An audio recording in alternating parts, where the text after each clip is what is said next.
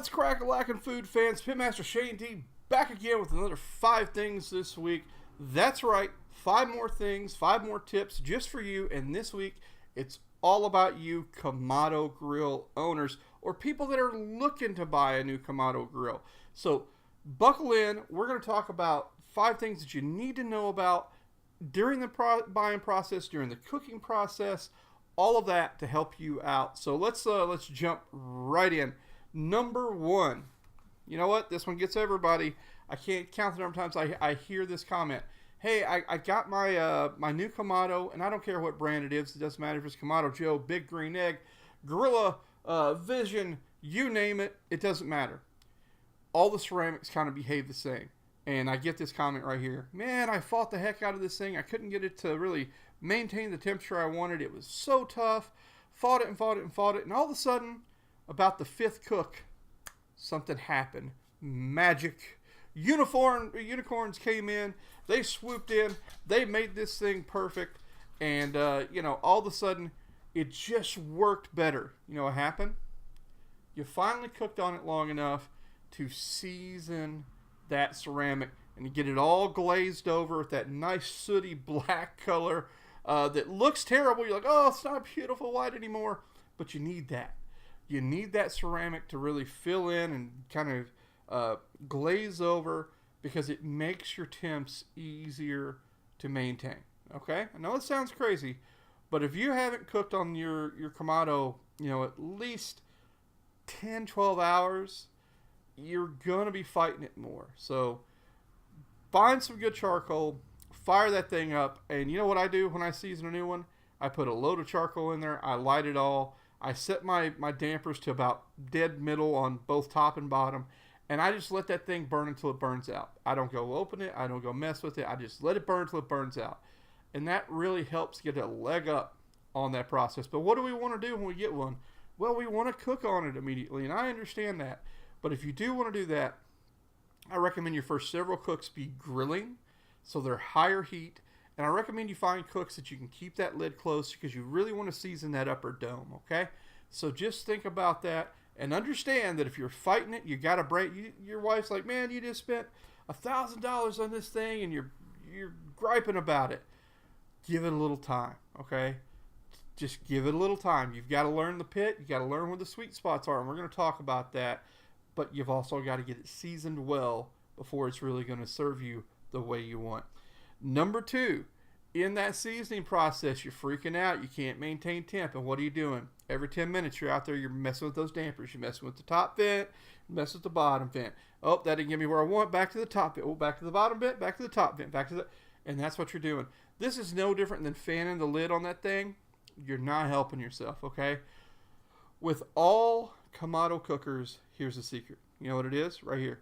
You've got to think 25 minutes ahead of where you want to be. What do I mean by that? If I want to be at a lower temp, I know that 25 minutes from now is once I adjust those dampers, that's where I'm going to eventually get there. If I want more air, if I need more fire, it's not hot enough, I adjust those dampers. I got to be thinking 25 plus minutes ahead. You hear me? You got to think ahead on these things. They're not a pellet pit. They're not an oven. They're not your gas grill. You're dealing with a live fire, and, they don't just, tap the vent and 5 minutes later you got your temperature. Doesn't work that way, okay? You've also got to deal with heat soak, okay? This kind of goes back to number 1 with the seasoning, but when you first fire your grill, I won't touch my grill, whether it's my Big Green Egg or my Gorilla Grill Kong. If I light it, I won't even go back and look at it for at least an hour. Okay? I put enough charcoal in there. Products like Kick Ash Basket from Chad Romzak, he does a great job of getting air to that fire. I do recommend products like that. But understand, you got to get that charcoal lit. You got to give it time to heat soak that grill. And then it's time to cook, okay? So these are not units you're going to buy and light them on a Thursday night because you want chicken wings in 45 minutes. That's not what you got into here. You want a different kind of grill for that. That's just how it is. So understand they have their benefits. They have their negatives. And one of the negatives is you got to light them way ahead of time. So that's just part of it. Number 3, you fight the sweet spot on that grill. What do I mean by that? You want to cook low and slow. You want to do a Boston butt. You want to do some ribs. You want to do a brisket. And you're freaking out because you can't get that grill at 225. You've heard everywhere you've got to cook at 225. But the sweet spot, your grill naturally idles at like 250, maybe 235, maybe 265. I don't know. Every grill is a little different depending on the size, the shape, how it leaks air. All these things are factors. This is a lot like, have you noticed how some cars get the best gas mileage at 62 miles per hour? Maybe it's 72. Maybe it's 74. This is exactly what your Kamado's doing, okay? It just naturally idles at a certain temperature. And unless that's like above 275 and you're trying to cook low, I would just embrace whatever that temperature is. I would learn to cook at 235 if it's 235. I'd learn to cook at 250. Because the reality is, the outcome on your meat is so marginal as far as the difference between 225 and 250 or 260. It's so marginal. Your cook times will be faster, of course, but the quality of what you get off of it, so marginally different, okay? So don't sweat it. Embrace it, okay? If your grill, and your type of charcoal you're burning and the brand will dictate a lot of this too. So if whatever you're burning, B&B, Big Green Egg charcoal, Kingsford, whatever lump you're burning, Rockwood, some of that stuff burns real hot, okay? And if you're finding you just can't keep that fire or you can't keep that top dial below, 275, try a different charcoal brand. But also, keep in mind that you're looking at the temp up in that dome, not necessarily down by the meat. And this is where I would recommend a product like a Flame Boss to help, because you can clip their temp probe right wherever you want it. And I always clip mine where the meat is, because I care about what the temperature is where the meat is, not what it is up at the dome, okay? That doesn't make a hill of beans to me. I care about what the temperature is exactly where the meat is. And don't clip that probe out around your heat deflector where the heat comes up.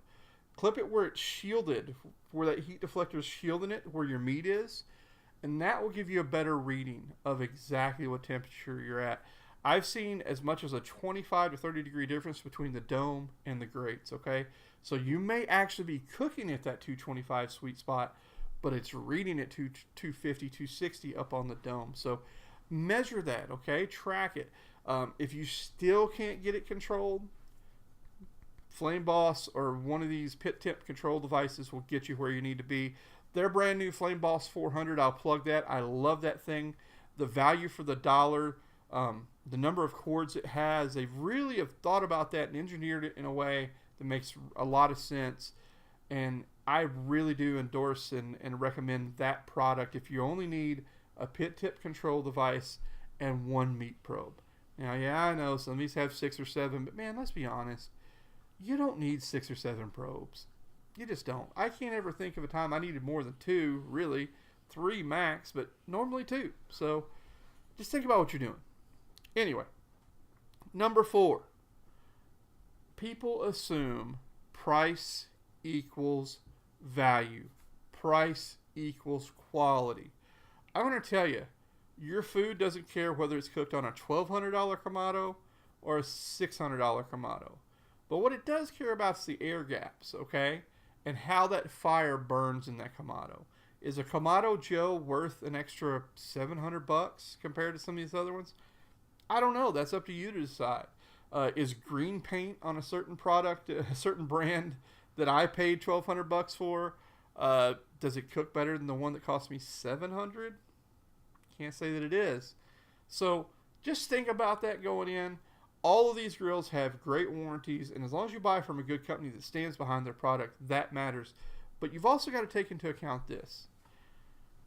There has to be dollars built into that product for these dealer networks. Now, the dealer network's valuable. I'm not saying that I don't recommend buying from a dealer network. I kind of do if you're really green.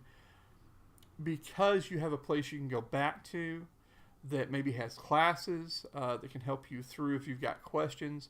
And there's a value to that. You kind of buying into the club. I get that.